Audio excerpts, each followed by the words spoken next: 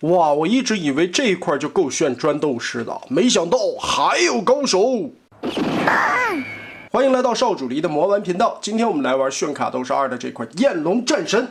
我没想到这个车型竟然还是挺大的，整个的一个造型来说，很像是 G2 的油罐擎天柱的那种感觉。全车的长度在将近35公分，推车滚动其实还是不错的。左右这里的旋转车头范围也很大。后边的这一块车厢，其实整个的一个包裹完整性非常的好啊，并不会暴露什么，但是灰色的水纹也会特别明显。油罐后方这里的门可以打开，里边的空间其实并不大，不会像我们想象中能放一个小车进去，最多也就是塞几张卡片吧。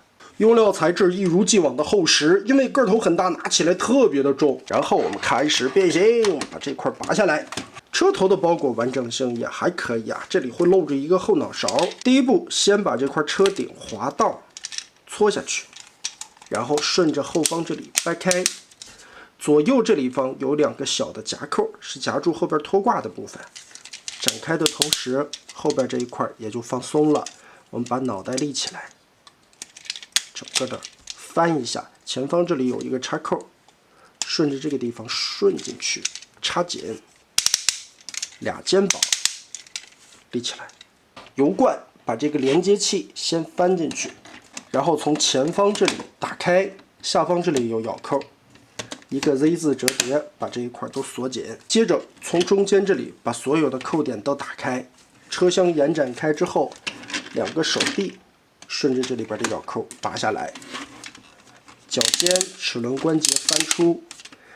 红色的这个零件是一个双段关节，翻之前先把这一块的车门折叠到这个空间里边，整个的包到腿肚子的后方。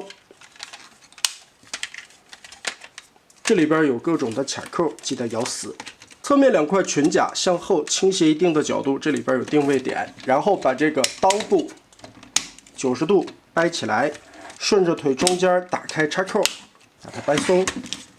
2条胳膊中间的咬扣打开，腰部组合先打开前裙甲，拉开后方这里的槽，让出空间来，这里边滑进去，再把这里锁上，就很结实了。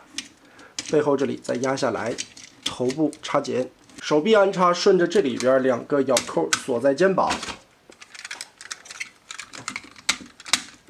好，变形完成。高度的话，人行道头顶来到了29公分左右，所以在炫卡斗士的这些玩具里边，焰龙还是一个非常高大的存在。作为拟版4天王的最强战力，第2季的时候也是给主角团带来了不少的麻烦。这张脸的刻画非常的漂亮，尤其我很喜欢脸周围的那一圈金边儿，特别好看。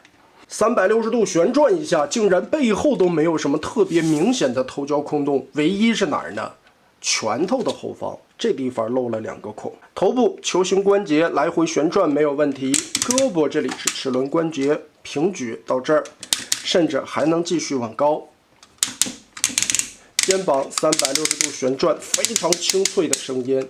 胳膊肘这里也是齿轮关节，左右旋转也有定位。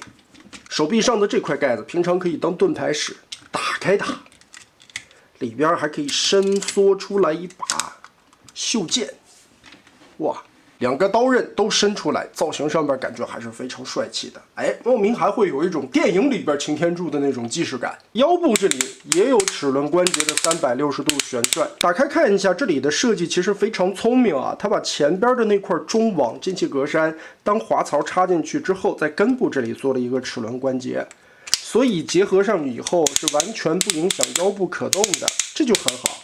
胯部前踢90度。很硬的齿轮，后踢也能踢平，侧踢也没啥问题。大腿根不能转，它是从膝盖位置这里的齿轮关节左右旋转，膝盖弯折，腿甲这一块如果不影响的话，会折到90度。没有接地关节，做了一个伪斜坡。然后我们炫卡升级，掏出来全炫卡斗士里边最大的这一块砖头。嚯，很有分量啊！没想到这个玩意儿竟然这么的大。打开它，造型来说还是非常漂亮的，像是一个大龙头的造型。我们把它整个的翻转，打开3块面板，然后上方中间这里再折出来一道，把这一块再翻下去。这一块的根部也是一个齿轮关节，定位很好。哦，嘴巴这里还能张开。哇！安装的时候，我们相当于是把这3片完全的包裹上去，后边这里的插扣呢，结合先锁定住，再把这一段的咬扣锁住，上下这2块板子，还有侧边的4个插点。全部咬合，所以在结合到手臂上边咬的是非常结实的，再加上紧实的齿轮关节，这么重的一个臂炮竟然完全撑得住，只是太重了，站立就有问题了。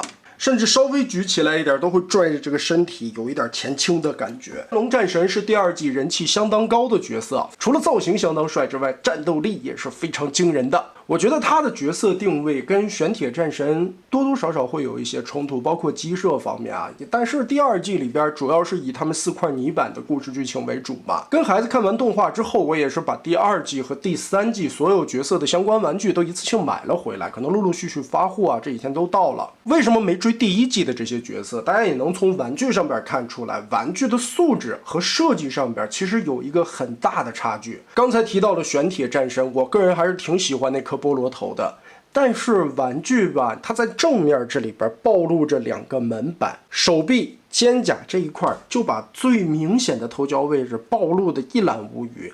其实还是感觉设计上边差了那么点意思。好在现在公布出来玄铁战神要重置了，也是不着急，可以耐心的再等一等玄铁的重置版本，到时候这2个大块头再共同对抗赤魂王。这款炎龙战神不论是造型还是设计，我个人感觉都会更强那么一些，再加上这个超级霸气的旋砖，可以说是炫卡斗士史上最大的一块了。人形的尺寸其实和雷霆王大小是差不多的，但现在的价格来说，其实这2款都是挺适合购入的。雷霆王现在的价格估计也就是170-180左右，炎龙战神用完券可能就是个140不到150块，正好再拿出这对父子对比一下。